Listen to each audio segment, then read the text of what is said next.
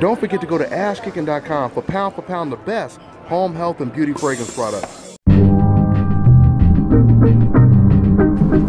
I'm Brianna. And I'm Akira. And you're watching DONTAE'S Boxing Nation.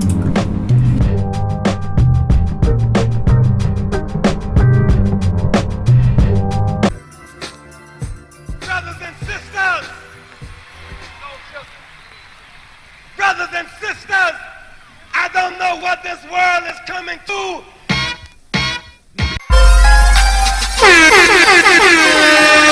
Hey yo, check this out. This is Flavor Flav, and if you want the whole truth and nothing but the whole truth, so help the whole truth. Hey yo, you better listen to Dante, baby. Dante! What's good? What's good, Another Nation? one. Dante's Boxing Nation Radio live, man. It's going down like it always does.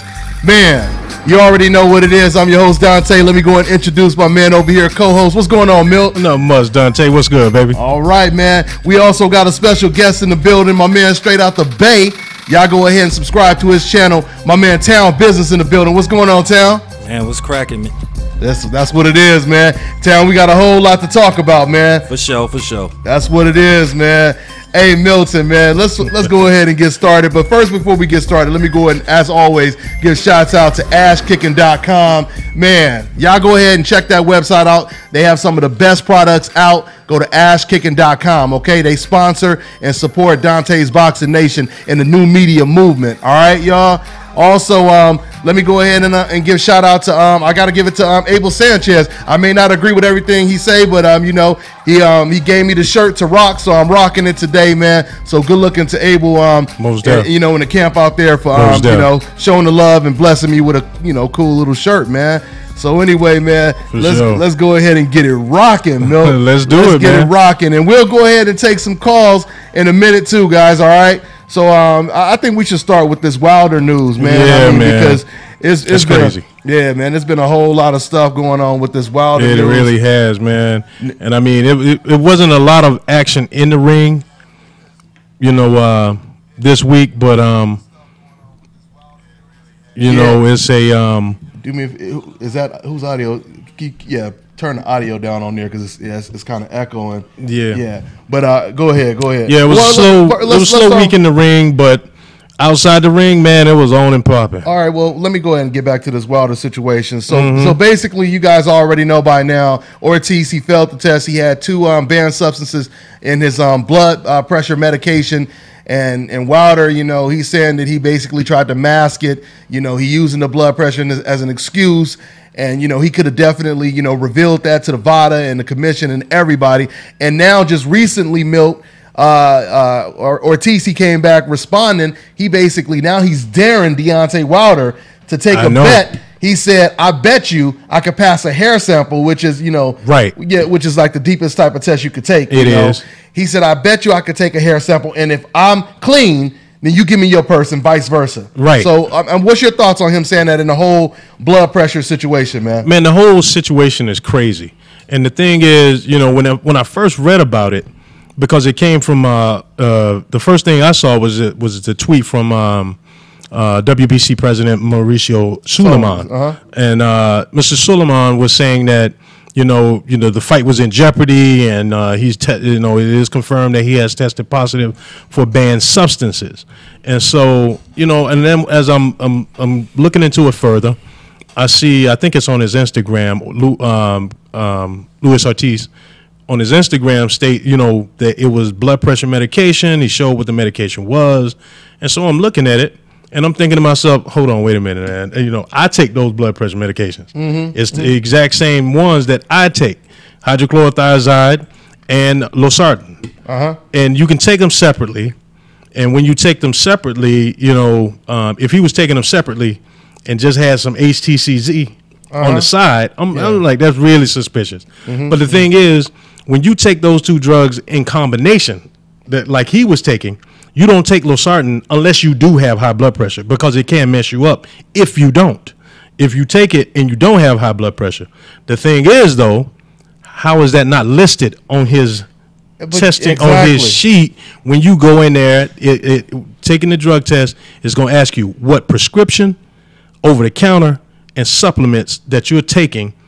Absolutely. Let me know right now, so you can know up front. How is that not listed on the sheet? And that's the biggest question. That's the biggest rhetorical question, right, Tal? Yeah. I mean, the main thing is, why wouldn't you reveal that? Why would you conceal it? Why would you lie? And why wouldn't you just come up and just tell them straight up, I have high blood pressure, so I'm taking this. Right. The fact that he didn't reveal it, that's what makes it suspicious. It does make it very highly suspicious. Yeah, because you could be taking all kind of, medical, prescriptions or something like that, for health issues or whatever, right.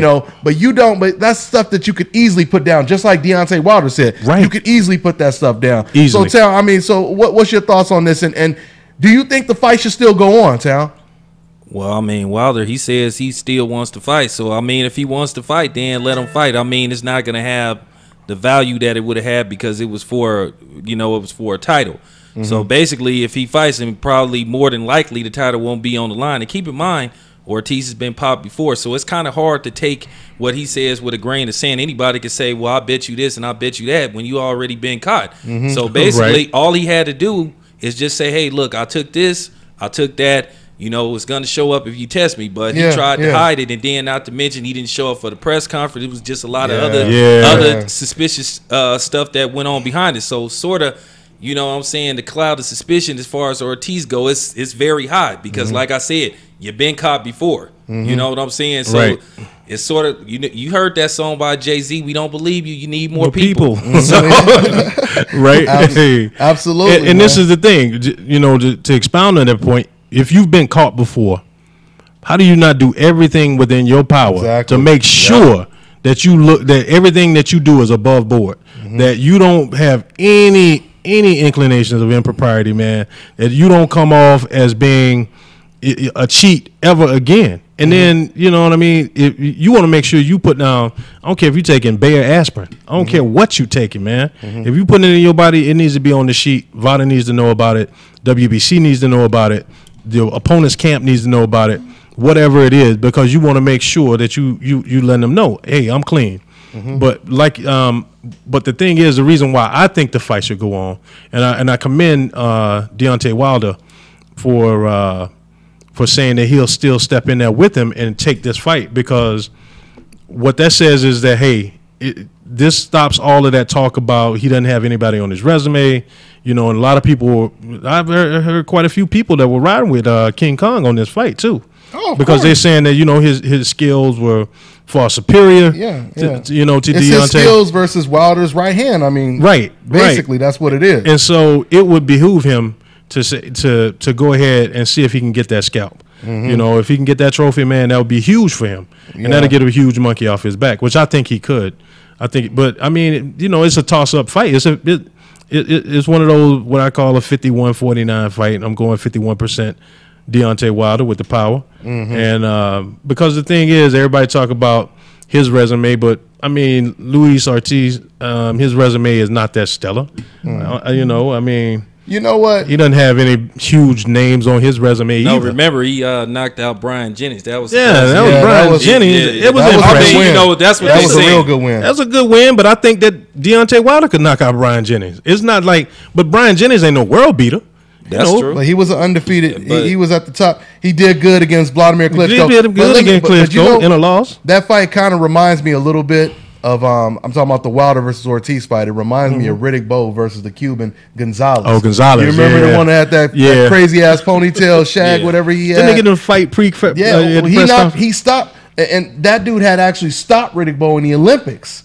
He stopped him in the Olympics. That's right. So you thought with that pedigree and everything, that he was gonna just beat Riddick Bowe easy, and Riddick Bowe ended up knocking him out. So I'm just saying it's kind of reminiscent of that fight. I see what you're saying. And we got my man Kurt. Hi, you're watching Dante's Boxing Nation.